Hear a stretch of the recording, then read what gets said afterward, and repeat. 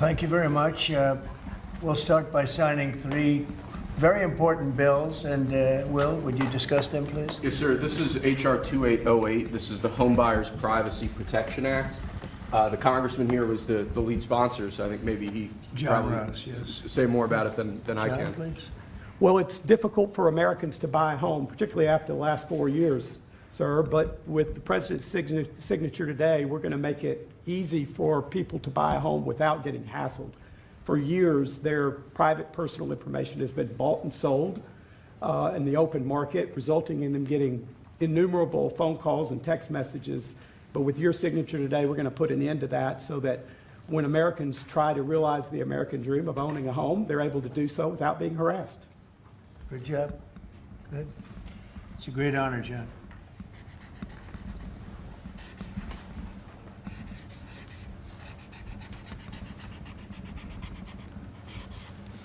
Okay, there it is. And that's going to help a lot of the homeowners of our great country. John, want to hold that? Sure. Thank you, John, very much. Thank you very much. Thank you very much. Okay, Will, you go ahead. And I'd like to leave you with this gift from a constituent back in Tennessee. Oh, I could use that at night. It's an American flag. That's very nice. I like that. Thank you, Mr. President. Thank you very much. That's very nice. Next, we have a number of executive orders for your attention, sir. Okay. From 1789 until 1947, our nation won some of its greatest military victories under the direction of a Secretary of War operating within a Department of War. Today, with this executive order, you will authorize the current Secretary of Defense and the current Department of Defense to once again embrace this great lineage and once again be named the Secretary of War and the Department of War. So this is something we thought long and hard about. We've been talking about it for months, Pete and I and Dan. Dan came into the fold. By the way, a great general. He headed up the, I wouldn't call it an attack. I'd almost call that one maybe even more than an attack. What he did with Iran, you saw the success of that operation. It was perfect. In fact, this was sent to me by the great company that makes that particular B-2 bomber, and it was flawless. It was actually flawless. They flew for 37 hours back and forth, and there wasn't a bolt that was out of condition. There wasn't an engine failure. There was no problem. It was a perfect attack, and it knocked out any possible nuclear capability for Iran, which nobody wanted to see, and we weren't going to put up with. So great job, Dan. And we've been talking about this Department of War. So we won the First World War. We won the Second World War. We won everything before that and in between. And then we decided to go woke, and we changed the name to Department of Defense. So we're going Department of War. And I'd like to ask our Secretary of War to say a few words. Pete Hegseth. I think it's a much more appropriate name, especially in light of where the world is right now. We have the strongest military in the world. We have the greatest equipment in the world. We have the greatest manufacturers of equipment by far. There's nobody to even compete. And you see that with this and so many other things. The Patriots are the best. Every element of the military, we make the best by far. So, Pete, I'd like to ask you and maybe Dan Raisin-Kane to say a few words, please. Mr. President, thank you. After winning a war for independence in 1789, George Washington established the War Department, and Henry Knox was his first Secretary of War. And this country won every major war after that, to include World War I and World War II. Total victory, Mr. President, as you said. Then 150 years after that, we changed the name after World War II from the Department of War to the Department of Defense in 1947. And as you pointed out, Mr. President, we haven't won a major war since, and that's not to disparage our warfighters, whether it's the Korean War, or the Vietnam War, or our generation of Iraq and Afghanistan. That's to recognize that this name change is not just about renaming, it's about restoring. Words matter. It's restoring, as you've guided us to, Mr. President, restoring the warrior ethos, restoring victory and clarity as an end state, restoring intentionality to the use of force. So At your direction, Mr. President, the War Department is going to fight decisively, not endless conflicts. It's going to fight to win, not to lose. We're going to go on offense, not just on defense. Maximum lethality, not tepid legality. Violent effect, not politically correct. We're going to raise up warriors, not just defenders. So this War Department, Mr. President, just like America, is back. Thank you for your leadership and your clarity. We're going to set the tone for this country. America first, peace through strength, brought to you by the War Department. We're back. All right, thank you very much. Very well stated, and really it has to do with winning. We should have won every war. We could have won every war, but we really chose to be very politically correct or wokey, and we just fight forever. And then we'd, win, lose. We wouldn't lose, really. We just fight to sort of tie. We never wanted to win. Wars that every one of them we would have won easily with just a couple of little changes or a couple of little edicts. I was told that ISIS would take 5 years to win. And Dan Kane, when I told him how long would it take, he said, I think about 4 weeks, sir. I said, what do you mean 4 weeks? I was told 5 years by the people in Washington. You know who they were? 5 years. I said, you can't do it in 4 weeks. I actually flew to Iraq to meet with him, and I met him at a big air base. And remember that famous day, right? It turned out to be a famous day for our country because you're now the head of the Joint Chiefs of Staff, which is the biggest deal. And he is, because he did things that everybody said he couldn't do. So they said it was going to be 5 years, and he knocked them out in about 4 weeks total, 100%. We took over, and ISIS was gone, and pretty amazing. But we never fought to win, and now if we have to fight it all, we solved 7 wars. We have the one that I thought was going to be probably one of the easier ones, and that's with President Putin and Ukraine. And that turned out to be one that's a little bit more difficult, but the 7 are done. They were supposed to be much more difficult to solve. I solved every one of them, and we're going to get the other one done too. But it turned out to be a little bit more difficult than I thought. And it'll get done, or they'll be held to pay. But because they're losing 6 to 7, it used to be 5. I used to tell you 5. Now it's almost 7. I guess 7,000 people last week. 7,813 people, young soldiers, died. Russian and Ukrainian, not American soldiers. But it's a shame. And it's just, they're human lives, and I want to see it stop. But General Kane's done a fantastic job. And again, defeated ISIS, which they said would take a long time. And it didn't take a long time at all, and did other things that people said really couldn't happen. We have the greatest equipment in the world. We have the greatest soldiers in the world. Dan, say a few words, please. Yes, sir. Thank you, Mr. President. It's a true honor for me today to represent the incredible men and women of America's Joint Force. Today and every day, the 2.8 million service men and women stand ready to fulfill our sacred duty to protect America at home and abroad.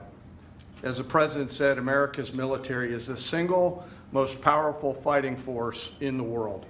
The mission you and the Secretary have given us is clear and unambiguous: to deliver peace through overwhelming strength. And I remind everyone that the U.S. military can reach any adversary at the time and place of our choosing.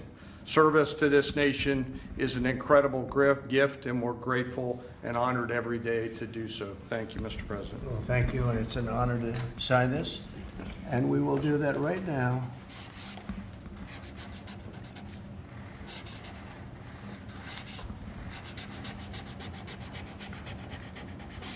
I think that's a big one, I'll be honest.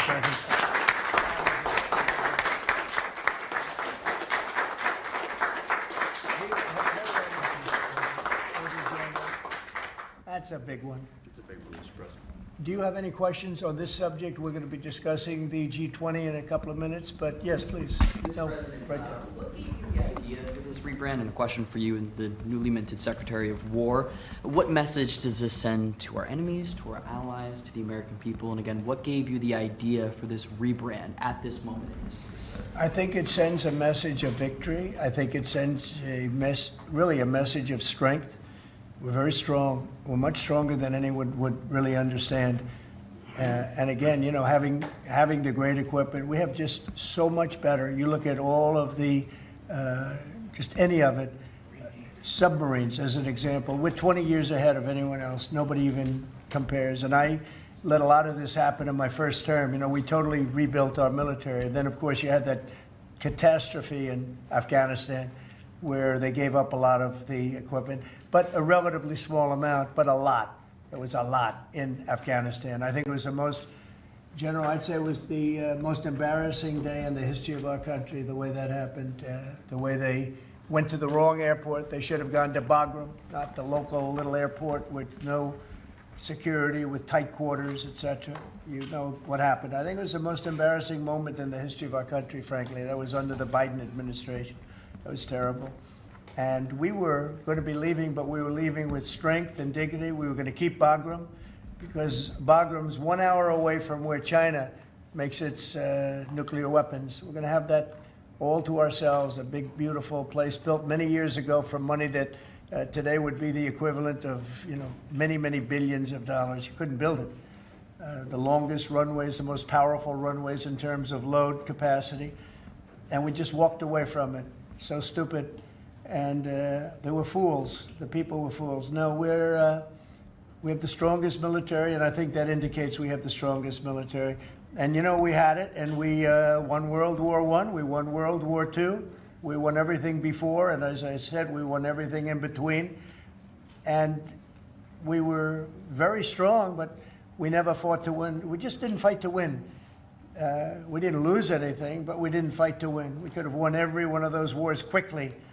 But they went a route that I think was probably politically correct, but not correct for our nation. So I think the Department of War sends a signal. Yeah, please.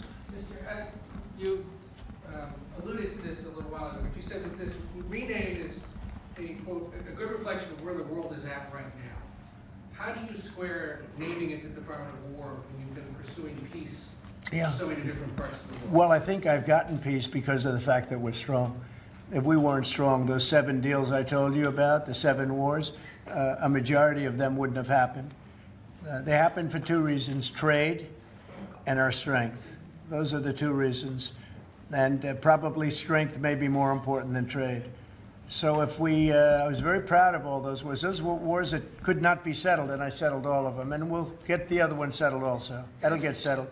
But without the strength, we wouldn't have settled any of them. Yeah, please. Mr. President, is it your expectation that Congress will codify this name change in the law? I don't know, but we're going to find out, but I'm not sure they have to. We're signing an executive order today, but we're going to find out. We're going to see. If they do, we're going with it, and we're going with it very strongly. There's a question as to whether or not they have to, but we'll put it before Congress. Do you know how much this rebrand will actually cost? And are there any concerns about, you know, the Pentagon's mission of actually cutting back on spending? Yeah, but not a lot. You know, we know how to rebrand without having to go crazy. We don't have to recarve a mountain or anything. We're going to be doing it not in the most expensive. We're going to start changing the stationery as it comes due and lots of things like that. We're not going to be doing things like have been done in the past when they changed the name of forts that shouldn't have been changed. Those names of the forts should not have been changed, at least for the most part. And as you know, many of them have been changed back already. At the request of the communities, every one of those communities said, we want our name back, like Fort Bragg as an example. The people in that community wanted that name back. They refused to call it anything else but Fort Bragg. So we're not going to be spending very much money on that. Yes, Sir, when you spoke with the Europeans and Zelensky earlier this week, did you preview this for them, and did you say what security guarantees they might be involved in? This is nothing to do with anybody but the United States of America, the people of America. This is who I talked to about changing a name. This is a very important change because it's an attitude, and we know how to win. We've been winning, and we're going to win like you've never seen. Wait till these factories start to open up that are being built all over the country. You're going to see things happen in this country that nobody expects. We have over $17 trillion in investment coming into the country. We never did anything even remotely close to that. No other country has either, by the way. So you're going to see things that are pretty amazing. But It's really about winning. And what about the security guarantees aspect of that with Ukraine, sir? Well, we'll work that out. We'll help them. Look, we want to save a lot of lives, so we'll do something with that. I think people expect that. We'll help them. Europe will be first in by far, and they want to be first, and they want to see it end. Europe wants to see it end, and it'll end. It'll end all of a sudden. It's going to come together. You watch. Yeah, did you want something right? Right here. Yeah, behind you, please. Yes. Yes, sir.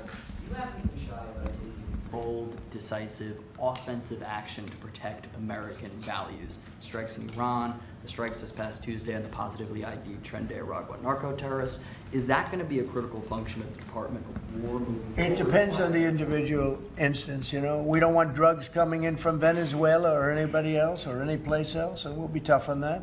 We don't want human trafficking. We don't want to see people coming in where they open their prisons from all over the world and they dump their prisoners into our country, which is what they did in the Biden administration, where they took insane asylums and places that held people that were seriously mentally ill, mentally incompetent, mentally dangerous, and they dumped those people into our country, and we're trying to get them out now. What they've done, what the Democrats and Biden have done to this country will go down in infamy. What they have done to our country, and especially that, you know, they created the worst inflation we've ever had. That's nothing compared to what they did with the people in our country right now. And we're getting them out, and it's not easy when you have the liberal judges destroying our country. But we've won them all. We've won it all, ultimately won it all. Hard process. It should be easier. We know who it is. We know exactly who we're looking for. We had 11,000 murderers dropped into our country. We've gotten a lot of them out. Or in some cases, they're so dangerous, we were afraid to get them out because they'd come back in. But for the last 120 days, 0 people came in. Can you imagine? This is me speaking, but these are figures developed by, they say, a pretty liberal group of people. They admit that 0 people came into our country. Think of that. A year ago, it was millions of people were coming in. Millions. They were coming in. You could look at them and you could say, big trouble. And that's what we have in our country. But we're getting them out, and despite that, we're doing really well. Yeah, please, Brian. Comment on the recruitment levels across the Yeah. branches. Well, the recruitment's the most exciting thing. So when I was campaigning for the office, numbers were coming out that the recruitment numbers, generally, you can speak to it better than anybody, the recruitment into the military, all branches of the military, and police and firemen and everything else.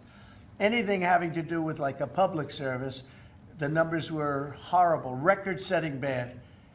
And now they're record-setting good. We're setting every record every month for recruitment. We're packed in the Army, Navy, Air Force, Marines, Coast Guard.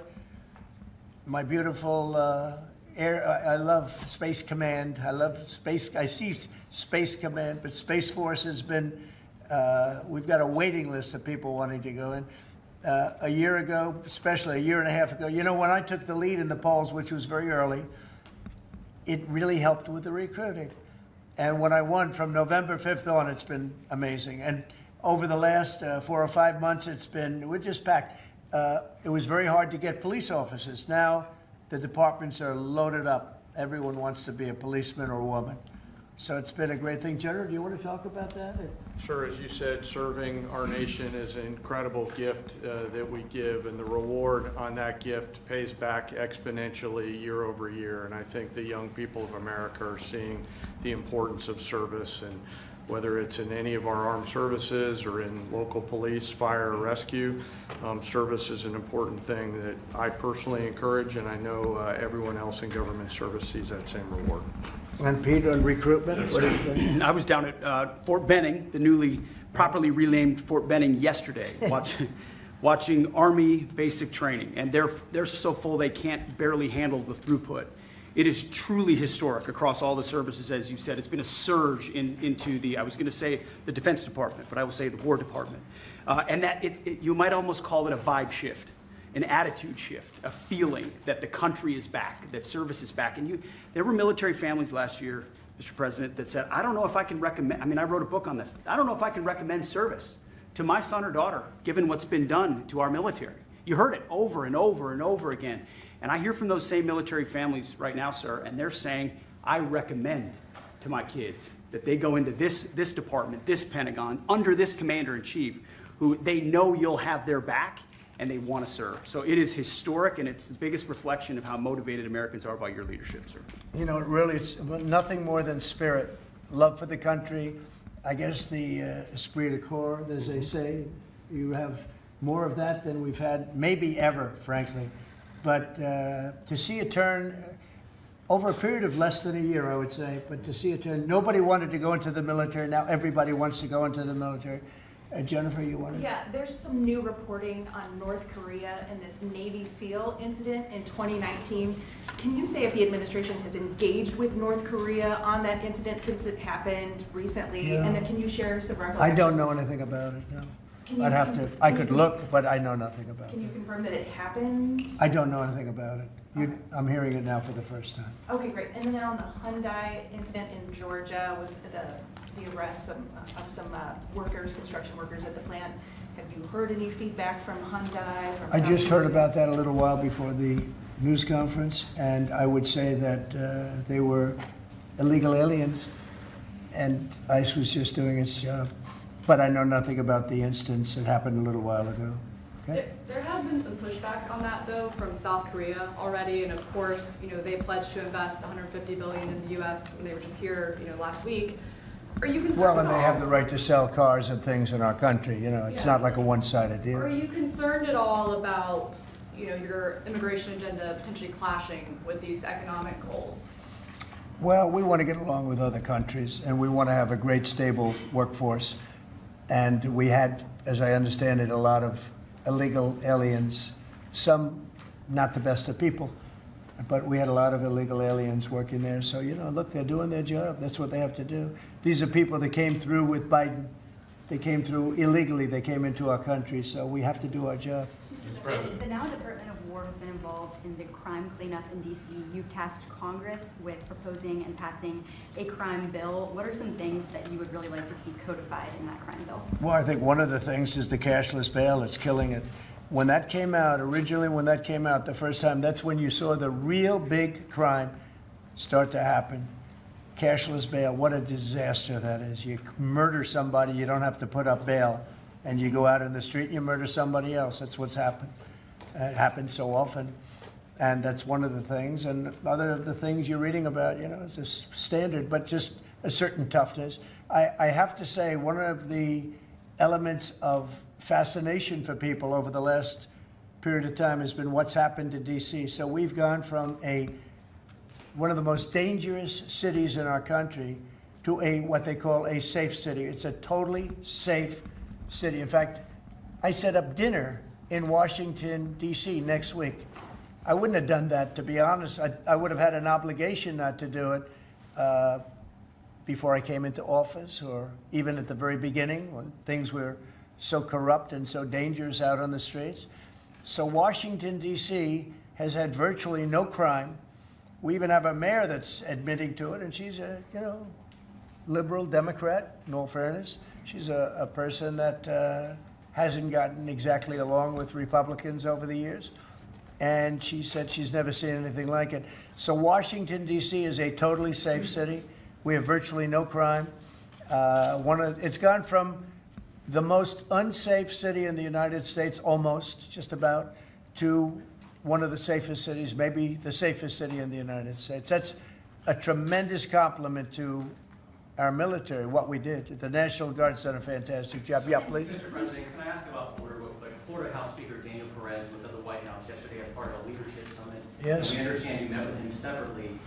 Mr. President, what did you two talk about? And also, did you explore him running for Florida Attorney General? I didn't. We didn't talk about that, but he's done a fantastic job. He's respected all over the country, really. He's a leader, and he's done just a fantastic job. We didn't discuss anything having to do with his future.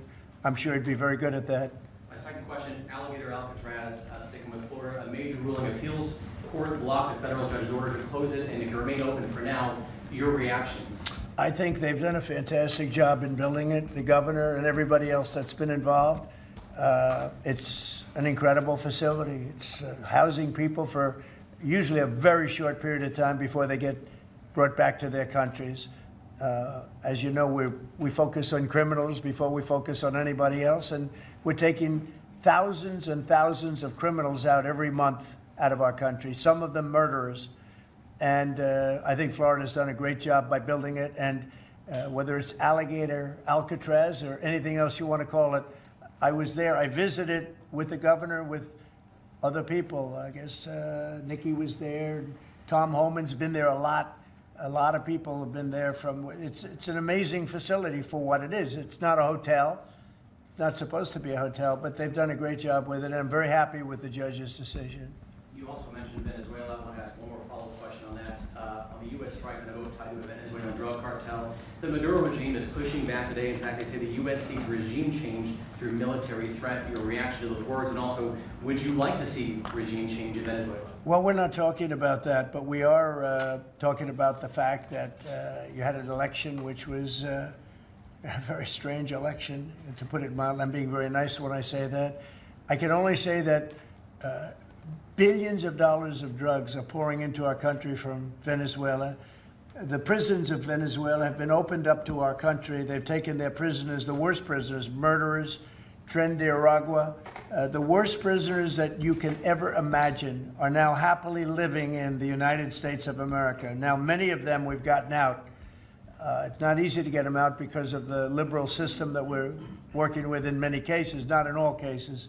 But millions and millions of dollars and billions of dollars of drugs are pouring out of Venezuela and other countries. Look, China, what they're doing with fentanyl is a terrible thing. It comes through Canada and it comes through Mexico, but a lot of it's coming through Venezuela. Venezuela's been a very bad actor, and we understand that. And when you look at that boat, you see the bags of whatever it is there. Those bags were, you know what those bags represent? Hundreds of thousands of dead people in the United States. That's what they represent. Yeah, please. Mr. President, your reaction to the jobs report this morning?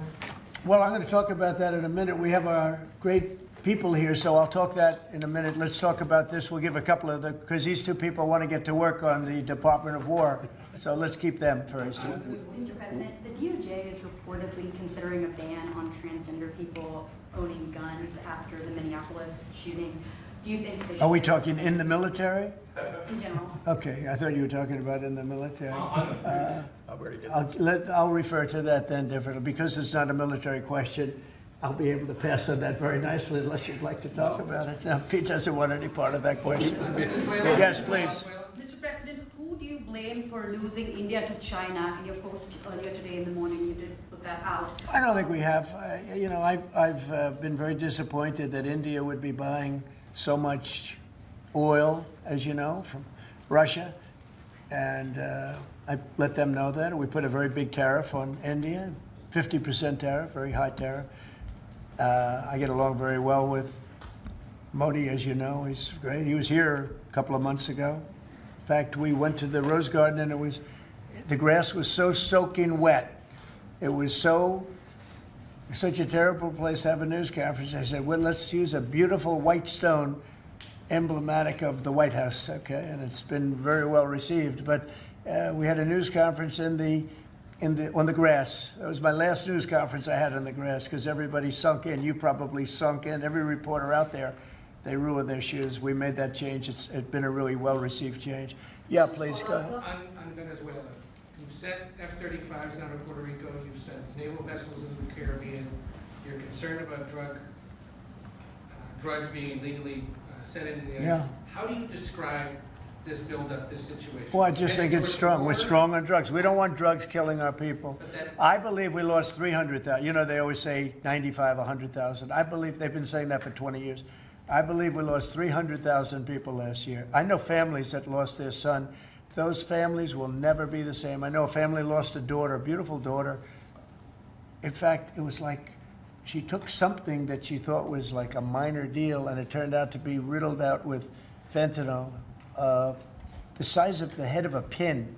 and you're dead. And no, we're stopping the drugs. We're going to save a lot of people. Look, whether it's 100,000, but it's not. It's 350,000 people died last year from drugs. And we're not going to let that happen to this country. Think of that. Think if you're in a war and you lose 300,000. We'll lose 600,000 in the, pretty much between Gettysburg and all of that, the Civil War, we lost, what, 600,000. So we're losing half of that every year to drugs. We're not going to do it. We're not going to allow it to happen. You think of the wars. If we lost 600,000 people in a war, but we lose that every 2 years, more than that. So it's 300 to 350,000 people.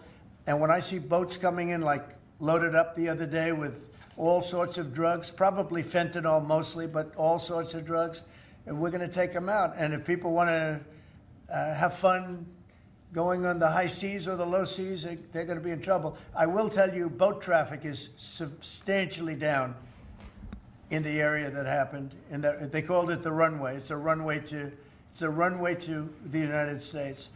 And boat traffic is very substantially down on the runway. You can imagine why. I think anybody that saw that is going to say, I'll take a pass. I don't even know about fishermen. They may say, I'm not getting on the boat. I'm not going to take a chance. What happens if Venezuela flies jets over U.S. naval vessels again? Well, I would say they're going to be in trouble. We'll let them know about that. We heard that happen, but it wasn't really over, not like they described. But I would say, General, if they do that, you have a choice of doing anything you want, okay? If they fly in a dangerous position, I would say that you can, you or your captains can make the decision as to what they want to do, all right? Sure. Sir, How close we did have, they get, we have Mr. one more. President? You said they didn't go over. Say it? How close did they get? You said the planes did not Well, go I don't want over. to talk about that, but if they do put us in a dangerous position, they'll be shut down. Thank you very much, everybody. So we're going to now cover the G20, and I'm going to let these people go back to the Department of War and figure out how to maintain peace. Okay? Thank you, Mr. Thank you very much. Thank you very much. Congratulations, General. Thank you. Appreciate it. Great job. Sir, just before G20, we do have one more EO Okay. for you today. And I should also say that the Department of War EO that you signed was actually your 200th EO since you Wow. came back into office on January 20th. That's more than Joe Biden did in his entire term in office, more than Obama did in either of his 2 terms in office. So it's a momentous accomplishment, and congratulations. That's sir. good, but Biden never signed one. No, yeah, They you've were done signed every by one the- up in here. They've been before. signed by the Autopan, right, didn't he?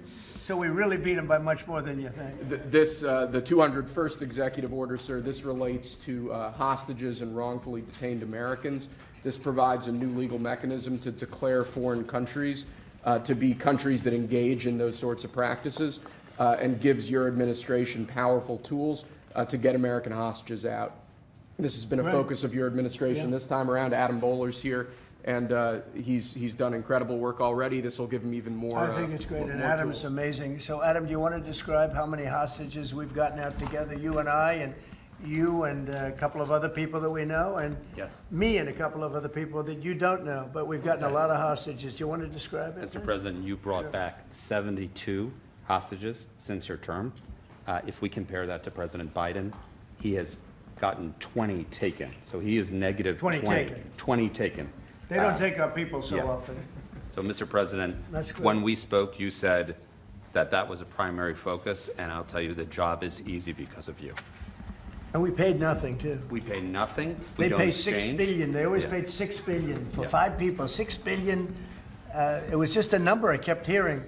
Not only that, $6 billion plus we'd get like 1 person, and they'd get 6. They got one, the Prince of Doom, they called him. He was the #1 arms merchant anywhere in the world ever. And they got him out. And on top of that, we paid money. So, no, we don't do that. You know, once you pay money, then a lot of people start disappearing. They start grabbing reporters, too. They think the reporter is going to get a lot of money. And to me, they would. You'll be well taken care of. I better stress that, because otherwise we have headlines. He said this or he said that. No, I'm not smiling about it. But they would. They'd be grabbing reporters. They'd be grabbing everybody. And especially when you pay the kind of money that Biden and Obama, they used to pay money that was crazy. We don't pay. And if you don't pay, they find it to be not a lucrative business anymore. That's fantastic. Would you like to say something? Julia. It's really Spihar, Special Envoy Bowler, it's Rick Grinnell, it's Steve Witkoff who brought Americans home. But with this EO you are signing today, you are drawing a line in the sand that U.S. citizens will not be used as bargaining chips, and it provides your Secretary of State, Marco Rubio, the same tool set to punish states who take our citizens wrongfully the same way that we can punish those who sponsor terrorists. This is a very significant EO you are signing today, sir. Thank you, Sebastian. Very good. You're doing a great job, too. And this is your Director for Hostage Affairs at the NSC. Yes, and I hear. So Julia was seminal as well to all of this. I heard you're doing unbelievable. Would you like to say something? Absolutely. It's a outstanding EO, absolutely unprecedented action against those foreign adversaries who would take our people. They now know they are on notice, and it's not acceptable. And if you take our people now, you will pay. You know, Adam gave up a job where he was making tremendous amounts of money, big stuff, top of the line Wall Street, and he wanted to do this. He wanted to do hostages. I offered him other jobs too, very big jobs. He said, I was shocked actually, he didn't want them. He wanted to do hostage negotiation, and pretty amazing. Thank you very much. Appreciate it. Appreciate it. Thank you all. Do you have any questions for them on this very important subject? I think it shows a lot of your leadership as far as fighting for Americans and fighting for humans, and to think that, Joe Biden went in negative territory. Oh, he went way negative. Way negative, and you're actually making progress on this. I think this does send a message to the world that we don't negotiate, we're going to stay strong in that type of what they call business. Well, one little anecdote that may be of interest. We were told by numerous families who had missing loved ones during the Biden administration that this building, Biden's National Security Council, told those families not to talk about their missing loved ones, to be quiet, not to create any pressure on Biden and on Jake Sullivan, the key propagator of the Russia hoax. This administration has met with those families on a weekly basis. Right. People like Adam, yourself, sir, your envoys are doing everything to get every single American home. Not to tell them not to talk about their loved ones, but bring them home. Well, I can tell you one story that was amazing. A few weeks ago, very little written about it, but there should have been. But it was a very nice gesture. The head of Belarus, who's a very respected man, strong person, strong leader, he released 16 hostages. And John Cole, a lawyer who works for me, great lawyer actually, one of the greatest lawyers. But John Cole was over there, and he heard that they had hostages. And you know about this. 16 people he released. And I just want to thank the head of Belarus. But while John was over there, they had, I believe, another 1,400 hostages. Now, not from us, from places all over the world. And just pretty tough place, in all fairness. But they had 1,400. And I believe they're going to be releasing a lot of those 1,400. They're not... I think very few, if any. We got pretty much ours back, and we didn't pay anything. But I very much gave my respects to the leader of the country. Was again, he's a very strong man, but he's got 1,400 or 1,500 or a large number, and we're talking about releasing them. Some are political, I guess. A lot of them are political. And looks like they're going to be released at some point in the pretty near future. So it's a great thing. They have to respect your country. If they respect you and they respect your country, they release it. If they don't, then you have to pay $6 billion. I mean, $6 billion. Can you imagine that, paying $6 billion? Kind of related, but not really. Could you comment on Tina Peters, who's been locked up behind bars from Colorado defending the election? I think you put out a truth a couple days ago about it. We have a wonderful woman who was an election official, and she saw cheating in Colorado, and she viewed it as horrible, and she said, what's going on here? And she went to the machine, and She tried to open to find out whether or not it was cheating, and they went to her and they said, "Did you touch this machine?" Yes. And they arrested her. They arrested her instead of the people that did the cheating. It's a state charge, so it's hard to do anything with, but we're gonna do something. What they did in Colorado, look, Colorado just went to all mail-in voting. That means they cheat. That's why they lost, that's one of the reasons, but that's a big reason why they just lost the whole Space Command situation that is going to Alabama. But when you have mail-in voting, you have nothing but cheating. But this woman is a real patriot, and they put her in jail for a long time. She's 72 years old, 73 years old, and she wanted to find out. She didn't do anything. She touched the machine. She looked at the machine. She's trying to find out what was going on, and they went and arrested her for doing that, and it was supposed to be the other way around. I'm glad you brought that up. They should let her go, let her out. Thank you. Yeah, please. This isn't really a subject that gets talked a lot about, Mr. President, but what about your team's strategy has made them so effective at getting a record amount of these hostages, many of whom have been forgotten about home? I think they respect us. I think they respect us. They know we're not going to pay. Adam is a great negotiator. Steve Witkoff is a great negotiator. Seb is a great negotiator. They're all smart people. They're a little bit natural negotiators. Some people aren't good negotiators. Nothing you can do about it. And they're afraid of you, sir. Yeah, well, maybe. I don't know. I hope so, or whatever. We have the best I'd like to say respect, but whatever it takes. Yeah. I actually say whatever it takes. But we've gotten a lot of people out, and we'll continue. We don't have too many in. How many are you working on right now? There's not a lot left. A handful. Yeah, we got most of our people out. We got them mostly back. Mr. President, do you have an update on the negotiations to release the rest of the hostages in Gaza? We're in very deep negotiation with Hamas. We said, let them all out right now, let them all out, and much better things will happen for them. But if you don't let them all out, it's going to be a tough situation. It's going to be nasty. That's my opinion. Israel's choice, but that's my opinion. They got to let them out. You got 20, plus you have about 38 dead people, young, beautiful, dead people. And I'll tell you, the parents want them every bit as much, almost more, than as if their son or daughter were alive. But you have many dead people that are coming out as part of the deal. It's 20 people, but I think of the 20, there could be some that have recently died, is what I'm hearing. I hope that's wrong. But you have over 30 bodies in this negotiation. Can you believe? I mean, we negotiate for people that are living here. We know that at least 30 people are dead, and we're negotiating to get them out. The parents want them back so badly, as if they were alive. Every bit as much. It's really pretty amazing. It's very sad. I'm in the middle of it. And I put out the other day, I said, we want all 20. We don't want two.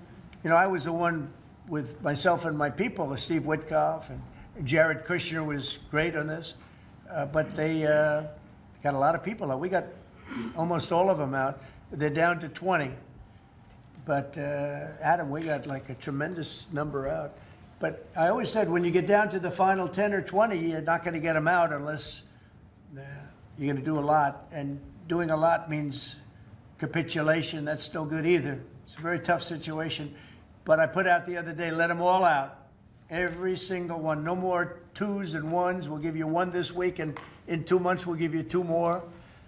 And there's negotiation going on right now.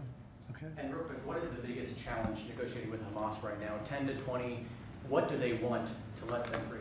Well, they're asking for some things that are fine. Look, you have to understand, you have to remember October 7th. People forget October 7th. It's not an easy thing to forget, right?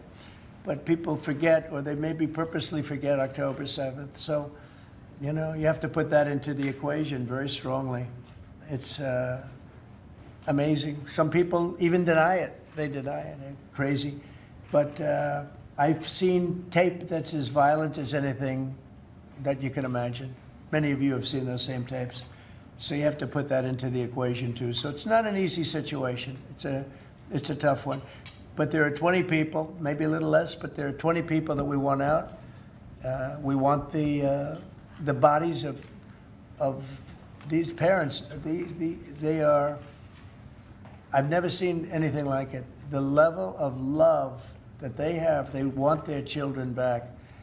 And you know, I see demonstrations, big demonstrations in Israel about the hostages, not about the war, about the hostages, which puts Israel in a tough position because, you know, it's tough to prosecute a war when you have people they want the 20 people back. They just want them back very badly and everything that goes with it. So it's very sad. Thank you very much. We're going to talk now about the G20. I figured we could wrap 2 or 3 up. The last time I took a day off, everybody said bad things happened to me. You know that, Seb? I took 1 day off. I didn't take it off. I was working. In fact, I was here. But I didn't do a news conference, and they said bad things happened to the president. That's why they're fake news, Mr. President. It's fake news. You know, if you look, Biden, he had a press conference. He missed it for about a year, right? About a year. And I never saw any stories like that about him. He didn't have, and when he had one, they'd ask him, what flavor ice cream do you like? He'd say vanilla. How many times have they asked him that question? What's your favorite ice cream, sir? Vanilla. Okay, that's enough. Thank you, ladies and gentlemen. They don't have to go through this, but we all have a good time. I only do it for one reason. I think it's good for the country. And we are very transparent. There's never been transparency like we have. There's nothing to hide. So thank you very much on this, Will. Great job. Appreciate it. Appreciate it. So we're going to talk about Florida, the great state of Florida now, because it's going to be a very exciting thing to host the G20. And as we celebrate our nation's 250th anniversary next year, the United States will have the honor of hosting exactly that, the G20 summit right here in America for the first time in nearly 20 years. This afternoon, I'm thrilled to announce that the 2026 G20 conference, which will be, I could read off the countries that we're talking about, but you know who they are, I think. Does anybody want me to list them specifically? Jennifer, you're okay? Okay, but will be held in one of our country's greatest cities, beautiful Miami, Florida, where we have the mayor with us, Mayor Suarez. And I want to thank Francis for being here. I thought he might be in this office. You know, he almost got there. There's a couple of votes. Right? A couple of votes. It's not as easy as they think, right? It's not that easy. But he's an amazing guy, very popular in Florida. The agenda for next year's summit is being organized by Treasury Secretary Scott Bessent, who is right here. Hi, Scott. I saw him standing over there, nice, tall, good-looking guy, but he moved very quickly. Carolyn, you did a good job. Does Caroline do a good job, would you say? Is she a star? How do you compare her with the last administration's person? No? You don't want to get into that? Yeah, I think we're very happy with Caroline. But Scott Bessent is talking about a good job. He's done a fantastic job, and we're very proud of him. He's very much involved with the G20. And the NEC director, Kevin Hassett, who's truly a talented guy. And he's certainly being thought of to go to a different position, and we'll find out about that pretty soon. I don't know, would you like to be there? I won't ask you that. I think, who wouldn't want it? I think it's the greatest position in the world. You know, you come out, you make a speech, and then you go away for 30 days or 40 days, and you come out, make another speech, the market goes up or down, depending on what you want to say. I've never seen an easier position than that. Unfortunately, you need good instincts, so we have somebody in there now that doesn't have them. We call them too late. But it will focus on unleashing economic prosperity by eliminating the burdensome regulations, unlocking affordable energy, and pioneering new technologies. And it's going to be very important. The United States is already leading by example, and America is the hottest country anywhere on earth. We have more being built under construction now than they think anybody that they've ever seen. I mean, literally, some of these places are just really unbelievable what they're building, the size. You know, if you spend $50 million on a shopping center someplace, that's a big building, pretty big building. But when you spend $50 billion on essentially a building, they have buildings going up for $50 billion. They're going to be building their own electricity. And many of them have been given permits already to go, and they're starting construction. Some have started construction quite a while ago, and very early in the administration. We let them do that. You know, we have a grid that's obviously an old grid. It's been around for a long time. We could never handle the kind of numbers that you're talking about in terms of electricity, and we're letting them build their own plants. They build their own plants with their structures. So they build their structure, they build their buildings, and they build an electric producing plant with it, like Con Edison in New York that I grew up with, and like others that make electricity. They make it for New York. These plants will make it for their building, for AI. Then you have a lot of the car plants going up. Most of them won't need that kind of electricity, but they have the right to do that also. So we're allowing companies to build electric plants. They become, essentially, Scott, I guess they become utilities, right? If you think about it. And it's very exciting. We're going to end up with more electricity than China, and it's going to be built at no cost to us. And I'm telling them, build more than you need, and you'll sell it back into the grid. So they'll be able to sell it back into the grid on top of everything else at no cost to the American taxpayer. It's very exciting. And frankly, if we didn't do that, we wouldn't be leading with AI. We wouldn't be probably even doing any AI. It would be 20 years to get an approval. So they're building massive amounts of electricity as we speak. We've eliminated $5 trillion worth of federal regulations, another big thing since I took office. And if you remember the first term, we took out more regulation than any other president in history times. You could add the top 4, and they wouldn't come anywhere close to what we were. That's one of the reasons we had such the most successful 4 years of any president economically, and this is blowing it away. I think this will blow it away. When these plants start to even getting close to opening, I think you're going to see numbers that we've not seen before. And we've increased oil production by more than 300 barrels a day. That's a lot. Blue-collar wages are rising at the fastest rate in 60 years, and trillions of dollars of investment is pouring into the USA. It's going to be over $17 trillion very shortly, and nobody ever thought a thing like that was possible. What made it possible were, number one, they were happy with November 5th. They were happy with the election. And number two, the tariffs are bringing countries in. I mean, it's so vital to our country. It's before the courts now, and I hope we're going to do very well. We had 4 great opinions just come out, as you know, from judges. In a couple of cases, there were Obama-appointed judges that felt they had to do what was right for the country. So I respect that greatly. I respect them for doing it. But we have very strong opinions, and it'll end up going to the Supreme Court. And it's just vital for the country, vital, absolutely. We're at a level that we've never thought we'd be at, and it's because of the tariffs. Countries are pouring into our country because of you avoid tariffs if you build here. If you don't build here, you pay a lot of money. But if you build here, so what people are doing is they're coming in, they're building here. No different than what other countries have done to us. But we have a big advantage over other countries. We have a market that we built up during our 4 years that was amazing. We took a commanding lead during that 4-year period. So it's a very exciting thing, but I look forward to showing our incredible success to the world when we visit Miami next year. And I'd like to ask Mayor Suarez, truly a highly respected gentleman who's loved in his city, and we're gonna do a great job. We're gonna work together and do a fantastic job. Mayor, would you say a few words, please? Of course. Thank you, Mr. President. It's a tremendous honor to be with you here today in the Oval Office to make this historic announcement, just looking at the sign, which is so beautiful. Good job. Yeah, it's a great job. You know, as you know, Mr. President, you were elected by double digits. You were the first Republican president over 30 years to win Miami-Dade County. And you did it because you followed through on your promises. And in Miami, what we're doing is we are following through on those promises as well. We've kept taxes low, we've kept people safe, we've leaned into innovation, we've grown 150% in the last 10 years. We've created one of the most intriguing ecosystems in the world.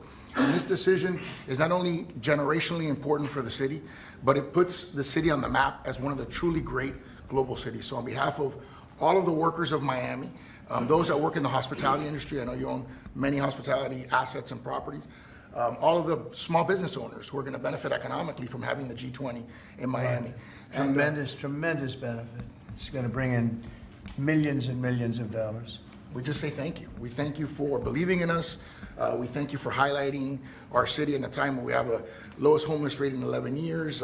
We're on the precipice of having the lowest homicide rate in history, and with the lowest taxes. So we're following your America First agenda, and we're creating success in, Miami's the greatest city in the world, we believe. Thank you, Mayor. We'll see be you down highlighting there. it. We'll see you down there before then, but we'll see you down course. there. Thank you. Scott, would you like to say a few words? Yes, sir. So we're excited to have the G20, and what's important about the G20, President Trump's America First initiative does not mean America alone. It means America leads. So we will be holding the G20 in the capital of the world, Miami, next year, to showcase the beginning of President Trump's second term. Will be a year and a half into it. We will have done peace deals, tax deals, trade deals. We've made the U.S. the best place to come, start a business, have tax certainty, energy certainty, and regulatory certainty. And it's going to be an exciting event.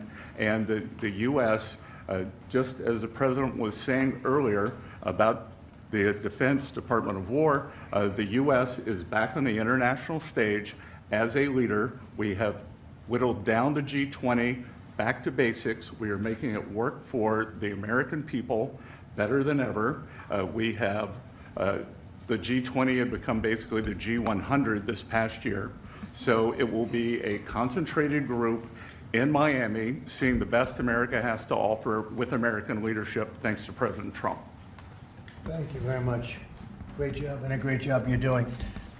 Kevin, would you like to say a few words? Mr. President, I think this G20 meeting, where the world leaders will come to the great city of Miami, is going to be viewed as one of the most important meetings in global history, because what's going to happen is the golden age is going to be documented so well in the data by next summer that you're going to have one of the best speeches written for you that you've ever seen, because we're just going to be talking about the accomplishments of the next year. I think so. A lot of these plants are going to be open by then. Yeah, exactly. And a lot of jobs are coming in, like I think we've never seen before. It's going to be great. Monica, would you like to say something? Thank you, Mr. President. We're so looking forward to having the United States of America host the G20 in Miami in December of next year. And we're also looking forward to having this as a showcase of American strength, vision, innovation, and power under your bold leadership, Mr. President. It is going to be the G20 in the Trumpian golden age. Okay, thank you very much. Any questions on the G20? Could I just? G20. You just said a moment ago that you were very complimentary of Kevin's work, and I was just wondering if he's your man for the Fed. Of Kevin? Yes. No, I am very complimentary. I think he's fantastic. And for the Fed, he's your man. I didn't say that. I said he's fantastic, but no. I sort of know who I'm going to pick, but no, I didn't say anybody in particular. But Kevin is certainly one of the three. They say four, but probably three. That he's a highly respected person. He's great. He's great. He believes in low interest rates, and we all do. But sometimes you have to raise them to stop inflation. We had the worst inflation, I guess, essentially that we've ever had in the Biden administration, and it really hurt people. Costs are way down. Our energy costs are way down. And when energy comes down, everything comes down. And we brought down the price of groceries and specifically the price of eggs. You remember that first week when you were screaming about eggs? I said, I know nothing about them. I just got here. That's Biden's problem. But we got the cost of eggs down to really low numbers. So we brought costs down for people. And, it's something I said. And the Democrats have this false narrative. They say, oh, costs went up. They just say things that it's just like incredible. If you look at energy, I think you're going to be at $2 a gallon with cars very shortly. $2. It was $4, $5 under the Democrats. It's like a massive tax cut. And speaking of tax cuts, we gave you the largest tax cut in history in the bill that we just approved. The largest tax cut in history. And there'll be no tax on tips, no tax on Social Security, no tax on overtime. One of the big things you get is you buy a car and you borrow money to buy the car, you're allowed to deduct your interest, which, Scott, has never happened before. Rich people like to talk about deductions. Middle income, they never gave them deductions. I got them. One of the best deductions, an interest deduction. So it's great. Jennifer, please. Yeah, a couple questions on the G20, sir. Is there any update on your plans to attend this year's G20? And then are you saying for next year? I won't be going this year. It's in South Africa. I won't be going. JD will be going. Great vice president. and he looks forward to it, but no, I won't be going to that. And then on the guest for 2026, are you saying it'll just be exclusively the 19 countries, the 2 blocks, there won't be any? No, we're going to extra? invite other countries as observers. They call them observers, but they'll have something to say. But we're going to invite Poland. Already I've issued them an invitation. They're great. They were just here, as you know. Great leader, great new leader. One of the big surprises, I was so happy. I endorsed him, actually, and he won. And he's going to be a great leader of Poland. But I've invited Poland already. What about Mr. Russia? President. What about Russia? Oh, that's interesting. I haven't thought of that. You haven't? No, I haven't thought of that. That's an interesting question. I'm going to think about that for a little while. India and Brazil? Mr. President, you just mentioned that the tax cut bill. Why the rebrand from one big beautiful bill? Oh, I just save words. I said the bill. It's one big. I actually call it the great. I actually call it the great big beautiful bill. But it's a lot of words. Is that how you want Republicans to kind of talk about it when they No, on the campaign I trail? don't. I just want them to say what's in it. It's an incredible bill for the middle class, for the working person. We are a party of the working. It used to be the opposite. The Democrats were for the working people, and the Republicans were supposedly for the rich. The Republican Party's taken in millions of people, and the Democrats have lost millions of people. They've gone crazy. Honestly, I think they're crazy. What's happened to them, I don't know.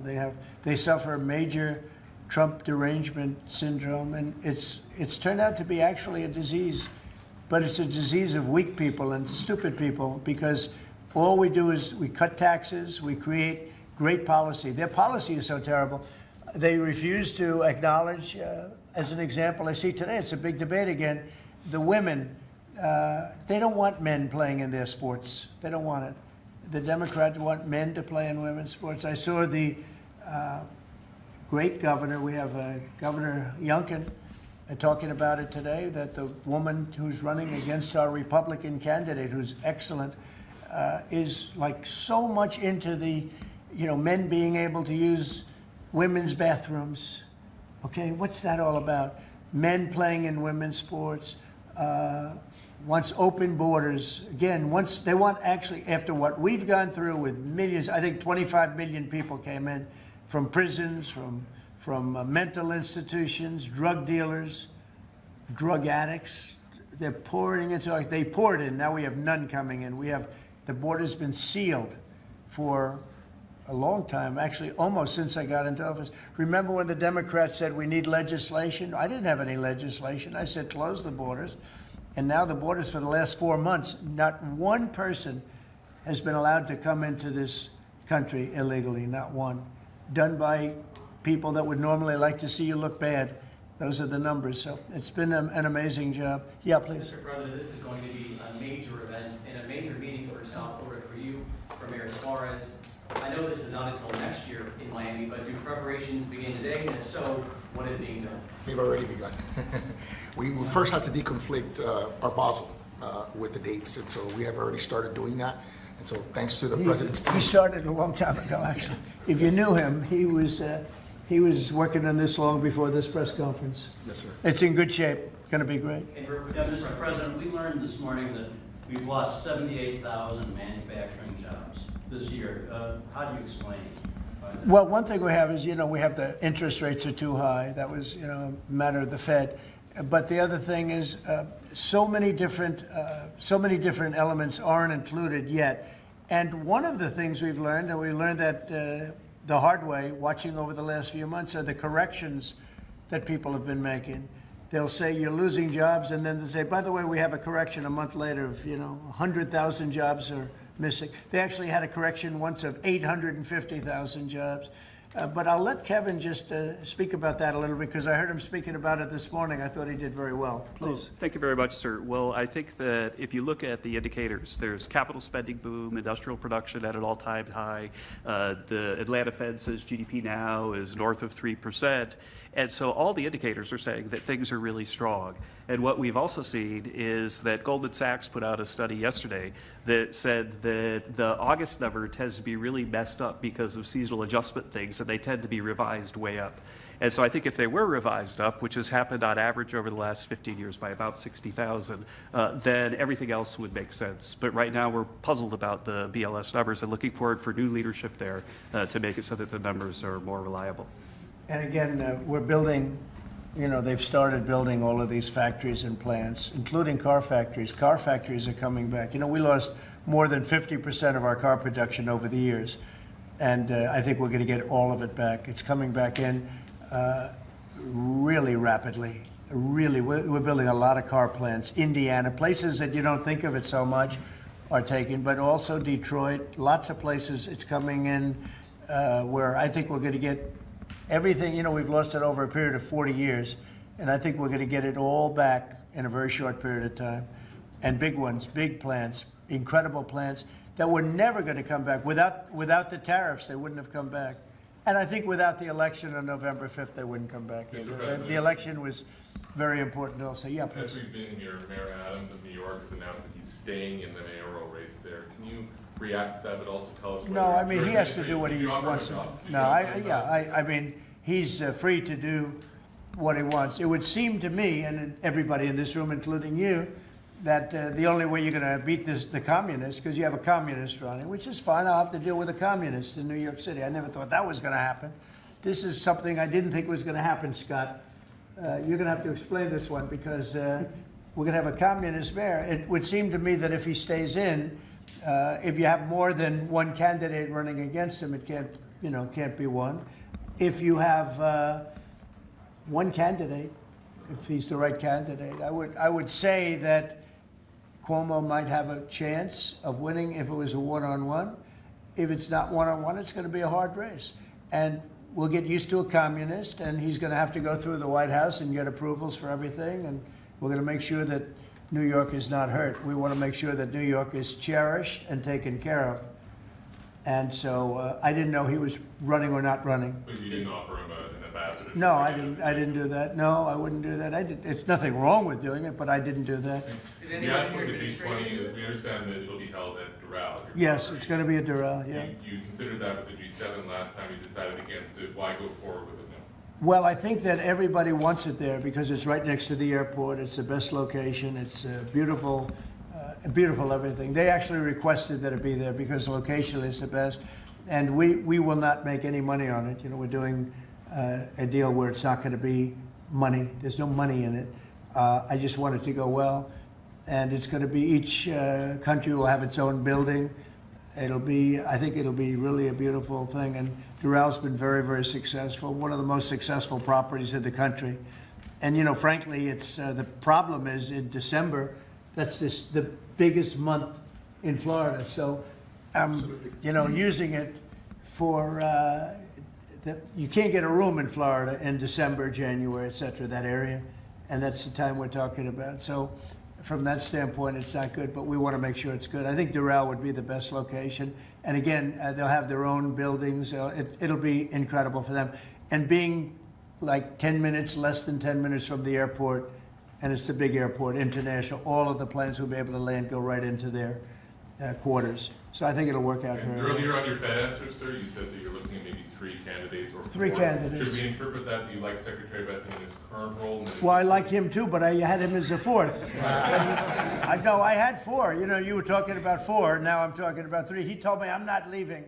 So he wants to be doing, and if he was leaving, he would certainly be one of the people I'd want. But I asked him specifically. I could ask him right now, would you rather stay where you are as treasurer, or would you rather go to the... Sir, I'm the only person on the planet who does not want the job. Okay. He really told me, he said, I love what I'm doing. I wouldn't want to really take him because he is doing a great job. Are the top 3 still then Mr. Walsh and Mr. Waller? I am looking at Kevin also, and I'm looking at, I would say you could say those are the top 3. Good job. It's very good. Just to clarify, so you're saying you believe Andrew Cuomo would be the best one-on-one candidate against him? Well, I think if I'm only going by the polls. It's not an endorsement or anything. It just seems that he's second. And what you do to win is you take the guy who's second and you hopefully add 1 and 2. But maybe if the 1 isn't getting out, then he's not getting out. And that's okay. I think the mayor's a very nice person. I helped him. He was got caught up in a scam by the Biden administration, what they did. So I helped him out a little bit, but I would understand why he doesn't do it. I do think this. I think if you have more than one candidate, we've got ourselves a communist mayor in New York. And I don't like communist mayors. I don't like them. Yeah. You passed the One Big Beautiful Bill, sir. 5 months, you know, all these slew of events next year. World Cup, G20, all America 250. Given these, what's your economic outlook for the year 2026? How much growth do you think is reasonable for us to expect economically next year? Well, I heard, and you know, we were on a very downward path with Biden, and I heard that the most we could do is 1% GDP, and now I'm hearing 3.2% and 3.5% and all.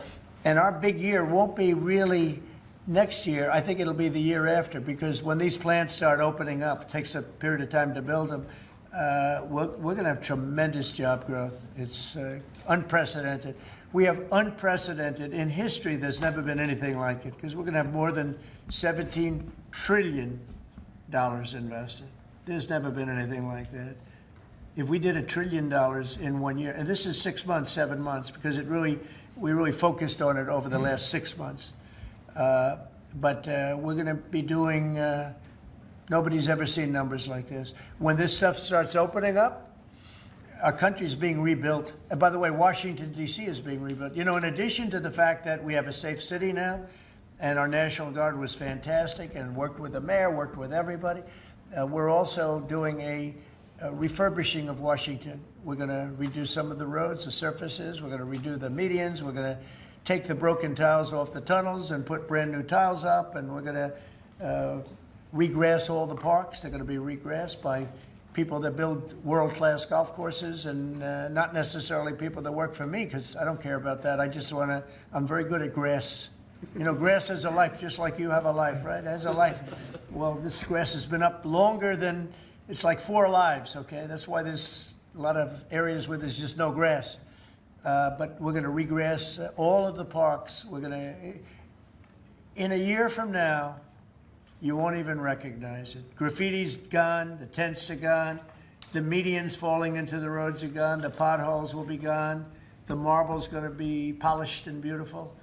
It's all going to be beautiful. We're working with Clark Construction, who's, you know, one of the, well, definitely the biggest here, one of the biggest in the country, and they've been great. And we're going to do about a 10-mile radius from the White House, from the Capitol, looking sort of at both of them, go right in the middle of both of them and start drawing circles.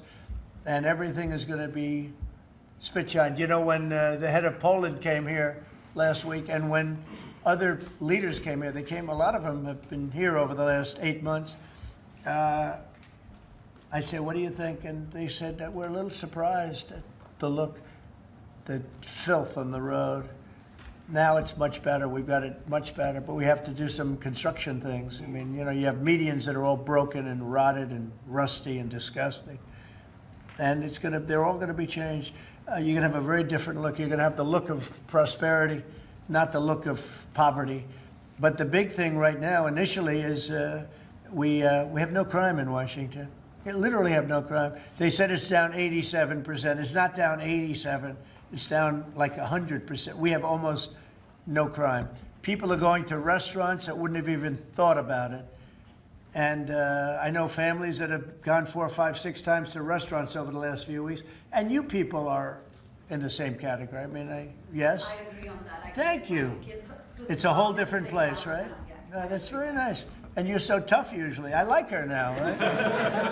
No, because she was truthful. Is that a correct statement, Brian? Yes, sir, it is. I heard you were actually mugged. You're a big, strong guy. I heard. I can't do anything when you have a gun. No, you can't. You know, you say, thank you very much, right? Can I follow up on the beautification of D.C.? Yeah. An amazing job of pride. Yeah.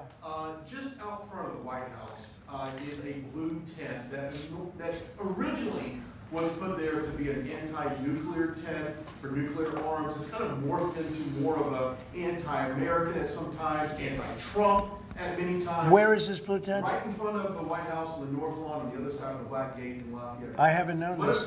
All of us in here walk right by it every day. It is an eyesore. Oh, I didn't know that. Well, let me explain a little bit further. Take it down. Take it down today, right now. Nobody told me I've that. had So people you're tell- saying there's a blue tent? It's been there for 30-plus years. It was originally a peace tent, but it's kind of morphed into Well, something. yeah, more. morphed into radical left. Okay. Well, but I've heard. Is it in the ellipse? Where is it? No, it's in Lafayette Park. It's actually. Lafayette Park. Take it down. Okay. But Okay. what's interesting about it is that I've had people tell me it's a public health hazard because people sleep in there, they eat, there's rats. Yeah. But also it could be a national security risk because people can hide things in there, they can Okay. have weapons in there. We're going to look into it right now. Yes, sir. We have removed over 50 tent sites, not 50 tents, hundreds and hundreds, maybe 1,000. I think it's over 1,000 tents, but 50 sites. So I'm a little surprised to hear that, but we're going to look into it right now.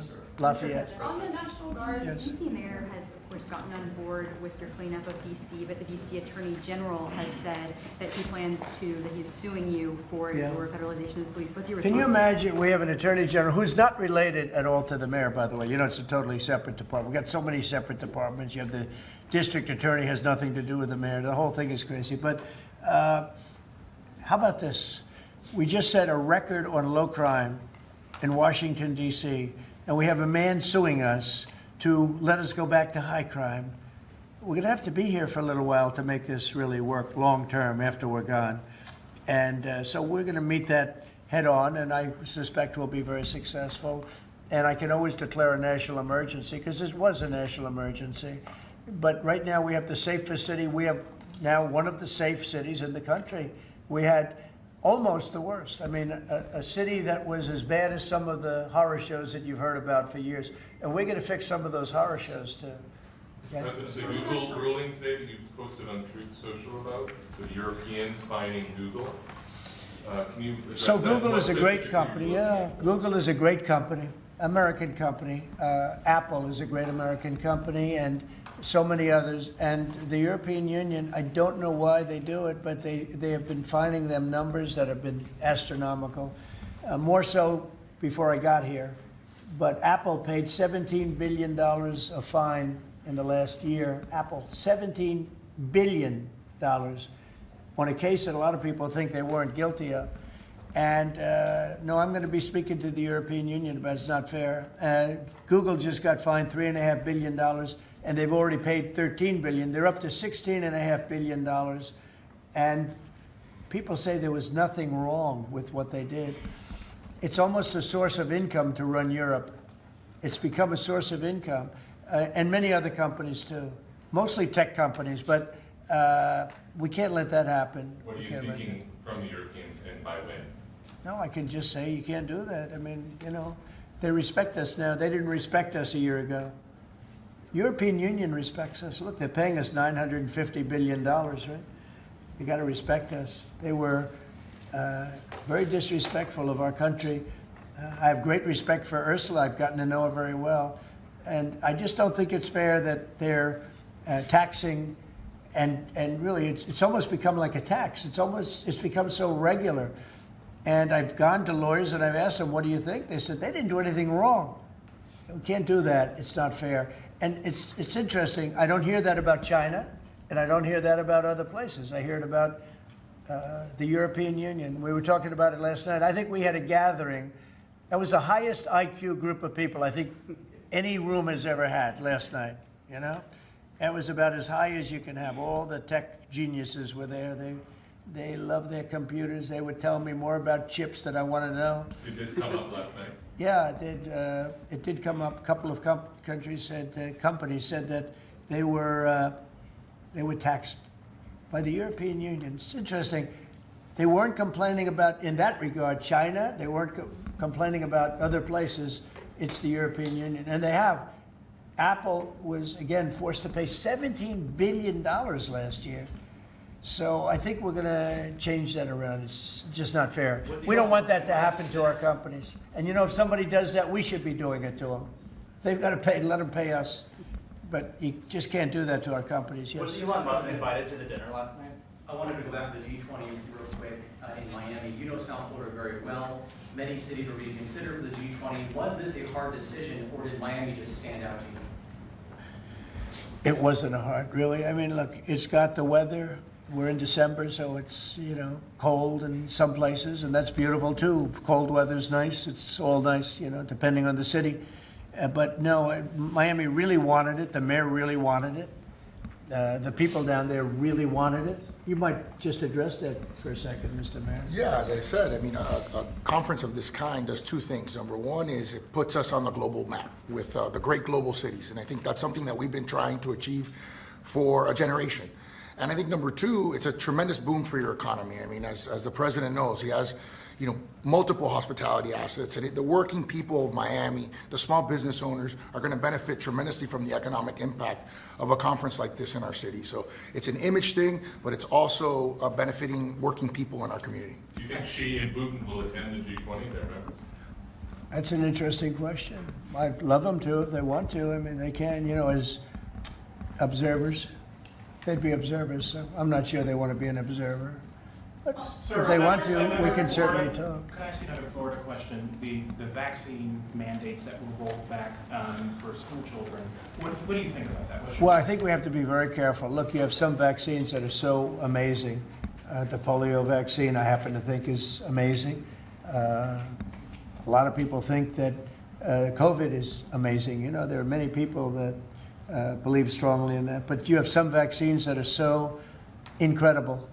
And I think you have to be very careful when you say that some people don't have to be vaccinated. It's a very, you know, it's a very tough position. So I'd give you an answer. I'll give you a feeling. But just initially, I heard about it yesterday, and it's a tough stance. Look, you have vaccines that work. They just pure and simple work. They're not controversial at all. And I think those vaccines should be used. Otherwise, some people are going to catch it, and they endanger other people. And when you don't have controversy at all, I think people should take it. Okay. One more follow-up on your comments on the taxes. On the upcoming tax bill, are you discussing, do you want that new tax bill to eliminate inflation from calculating capital? When you say the upcoming tax bill, because when you have an upcoming, we just passed the biggest tax cut in the history of our country. So there's nothing upcoming. There's something that we just passed. So we passed the biggest tax cut in the history of our country for the middle class, for the worker. And that's the only bill that we're really talking about. We did a good job. It's very comprehensive. And I will say the Democrats, if you gave them every point that they wanted, every point that they've dreamt of all their lives, you wouldn't get one Democrat vote. They really are. They've become deranged, sick. It's crazy. If you gave them a list of the top 10 things that the Democrats wanted and you put them in a bill to get passed, you wouldn't get one vote. It's the only thing they have. They stick together, but they're dying. I mean, they're down to 16% approval rating, the lowest rating in history for either party. And we have the highest rating we've ever had. The Republicans have the highest rating we've ever had. On the National Guard, have you decided which city that you want to go into next? Yeah, I have. I have. I'm not going to say it now, but yeah, I have. We're going to go into another place and straighten it out. And I will say this: I watched today. I didn't know that was continuing to go on, but Portland is unbelievable. What's going on in Portland? The destruction of the city. Are you going into Portland? Well, I'm going to look at it now because I didn't know that was still going on. This has been going on for years. So we'll be able to stop that very easily. We'll be able to stop. But you know, that was not on my list, Portland. But when I watched television last night, this has been going on. You wouldn't be standing if you were the mayor. You would be. Can you imagine what they're doing? They're walking in, throwing smoke bombs into the store. These are paid terrorists. Okay. These are paid agitators. These are professional. I watched that last night. I'm very good at this stuff. These are paid agitators. They get paid money by radical left groups, not radical right groups, radical left groups. And they get paid a lot of money. And you see it with the signs. You know, they all have perfect signs and are printed. They look as good as that sign. Those signs aren't made in basements. They're made at professional printing offices, and they cost a lot of money. These are paid agitators, and they're very dangerous for our country. And when we go there, if we go to Portland, we're going to wipe them out. They're going to be gone, and they're going to be gone fast. They won't even stand the fight. They will not stay there. They've ruined that city. I have people that used to live in Portland. They've left. Most of them have left. But what they've done to that place is it's like living in hell. Yeah, go ahead. Thank you for your statement before. AP is reporting that you would be banning visas to delegations who will be attending the UNGA, the UN General Assembly, including Brazil. Your reaction on that, sir? That who's banning them? The Trump administration. Well, we are talking about things. We're very upset with Brazil. We tariff them very high because of the fact that they're doing something that's, very unfortunate. I love the people of Brazil. We have a great relationship with the people of Brazil, but the government of Brazil has changed radically. It's gone very left. It's gone very radical left, and it's hurting Brazil very badly. They're doing very poorly, very, very poorly. So we'll see. And are you ready to reset relations with India at this point? I always will. I'll always be friends with Modi. He's great. Prime Minister, he's great. I'll always be friends, but I just don't like what he's doing at this particular moment. But India and the United States have a special relationship. There's nothing to worry about. We just have moments on occasion. How are trade talks going with India and with other countries that you haven't reached a trade deal with, Secretary of Esther? They're going great. Other countries are doing great. We're doing great with all of them. We're upset with the European Union because of what's happening with not just Google, but with all of our big companies. They just, hit them with these unbelievable fines, $17 billion and $14 billion. And they use that money to run Europe. It's almost become like common. It's almost become a yearly occurrence, like it's a tax. So it's very unfair. I want to thank you all very much, and we'll see you around. We're going to see you in Florida, but we'll see you a little bit before that, I suspect. Okay? What are you having for dinner? Thanks, guys. Well, I'll be having something good here. I'll be at the White House. Thank you. Thank you very much. Thank you, guys. Thank you. Thank you. Thank you. Thank you. Thanks, guys. Thank you. Thank you. Thanks, guys. Thank you, guys. Thank you, press. Thanks, guys. Thank you. Cut out. Thank you. Thank you.